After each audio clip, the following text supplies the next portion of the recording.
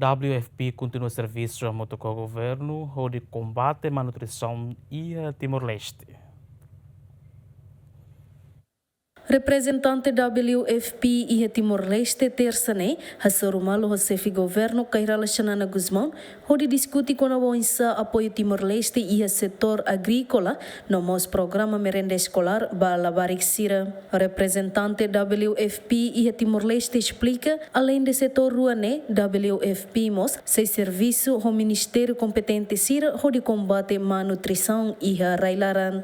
We are looking into the options to help Hanesan opção balu nebe makami hare, liu hanesan oinsa produção local sirane bele fornece ba merenda escolar, atunune escola sira bele sosa para beneficia balabarek sira e escola, liu sira for produção ba escola, no parte escola tem na ihan nebe nutritivo balabarek sira e escola. Ita hatene katak malnutrição hanesan problema bote Timor-Leste, também ita era espada por cento hatnu resinhito e Timor-Leste. Nema hanesan nami hamutu com o governo, oinsa serviço hamutu com educação saúde no MCCI, ONSA ajuda no hadia malnutrição no Timor-Leste, no la harede balabarek sira nebe malnutrição, mas be haremos pa ina ni sin rua no ina fosusu bebê.